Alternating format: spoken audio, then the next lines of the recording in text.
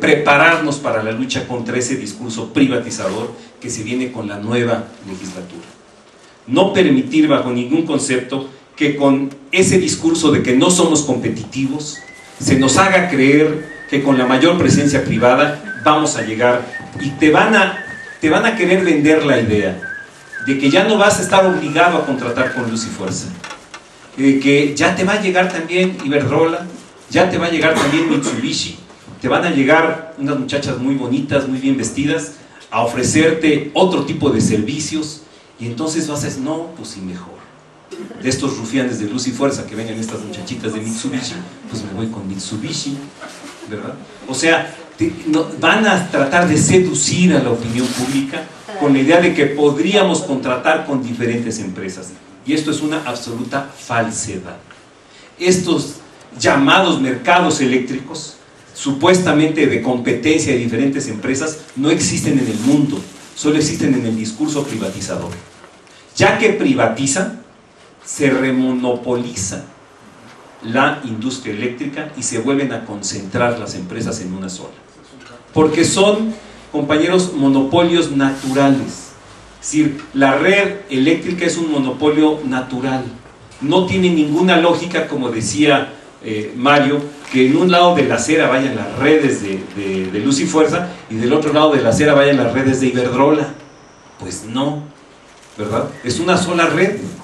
Lo que ellos dicen, es que nos vamos a poner de acuerdo a ver quién mete la electricidad primero, quién la produce más barata, y entonces tú vas a generar acá todo un grupo de expertos que van a estar estudiando quién la está generando más barata, quién la va a meter, quién la va a sacar, y nos quieren generar una confusión en el cerebro, cuando ya tienen previsto que esto es una implosión, un crecimiento exponencial de la generación privada con base a gas, que además de ser un combustible que no tenemos, o que tenemos insuficientemente, porque sí tenemos, pero no para esa proyección de la demanda, y que además lo vamos a quemar, y lo estamos quemando, cuando es un componente precioso de la petroquímica. Es decir, es un componente insustituible de la petroquímica, donde está su mayor valor agregado del gas natural. Entonces, ahora estamos en el peor de los mundos. Estamos cumpliendo las tarifas de exportación de petróleo a Estados Unidos, porque nos están obligando a que a Estados Unidos no le falte petróleo, y para que no le falte petróleo, pues hay que sacar petróleo a como dé lugar, aunque se queme el gas. Y vean los reportes de Contralínea, de cuánto gas estamos quemando a la atmósfera, ¿verdad? Y a la vez lo estamos importando. Sí, el mismo gas que estamos quemando a la atmósfera, esa misma cantidad de gas estamos importando. ¿No les parece absurdo? Porque estamos pagando doble. Estamos pagando el gas que se quema en la atmósfera, también lo estamos pagando, o lo estamos tirando, estamos metiendo al horno los dólares. Y el gas que estamos importando, pues obviamente está en precios internacionales, va a impactar en los costos de tarifas, y por eso las tarifas tienen un índice de incremento mensual, porque el pago a los privados se tiene que convenir mensualmente, porque a ellos hay que estarles pagando mes con mes estrictamente lo que gastaron en gas, y lo que gastaron, como dice Mario, y su 12.5% del costo de su planta, de su capacidad instalada. O sea, para ellos es un negocio de viudas. Ni salen de su casa y les llega el dinerito, pero limpio, ¿verdad? De tal manera que para nosotros es muy importante abonar en estas ideas, porque ya Mario explicaba también el tema de los apagones.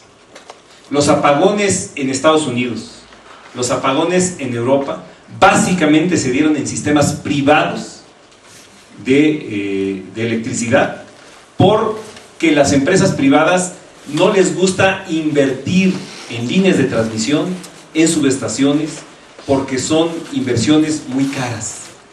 Entonces hacen lo imposible. El gran apagón de Nueva York es porque sus líneas de transmisión ya estaban viejas, ya se les colapsaron su sistema de transmisión, porque no habían invertido las empresas norteamericanas en nuevas redes de transmisión, cosa que no nos ha sucedido en nuestro sector público de México.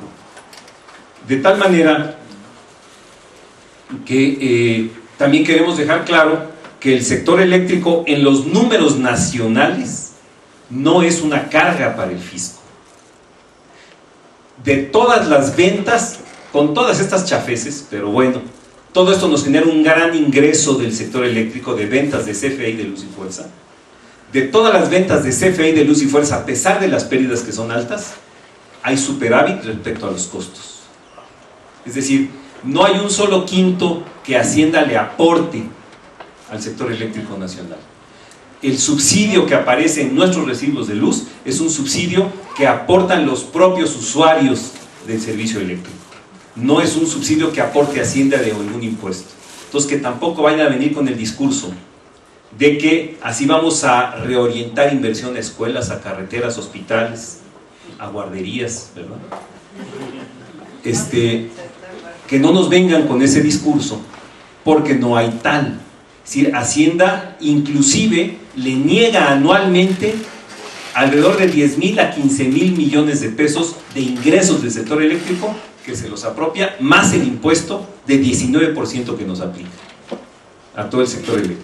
Es decir, no es el sector eléctrico una carga para el erario nacional, sino al contrario, una fuente de ingresos.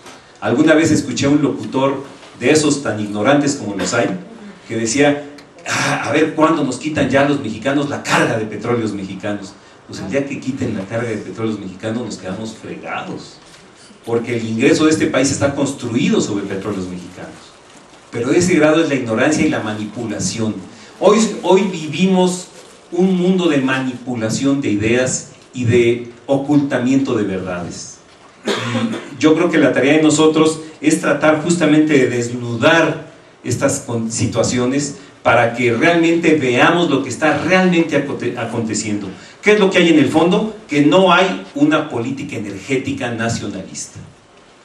Ya lo dejó muy claro Mario. Somos un país bizarro, generamos electricidad, el único país que genera electricidad con lo que no tiene. China, Estados Unidos, todos los países desarrollados generan electricidad con lo que tienen, y eso es lo más lógico, ¿no? Si tú tienes un terrenito que es muy bueno para criar jitomates, pues siembras jitomates.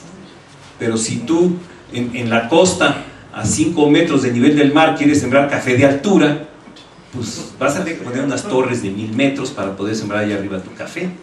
Así estamos, queriendo sembrar café de altura a 5 metros de nivel del mar.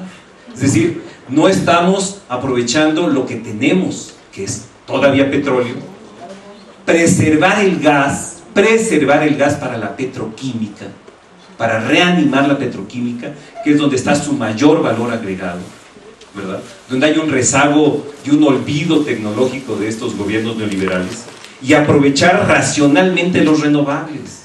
Es decir, ¿por qué no hay desarrollo de energía solar? ¿Y por qué la eólica se está reservando a los privados? Esa es la otra, ¿verdad? Que es algo inconstitucional.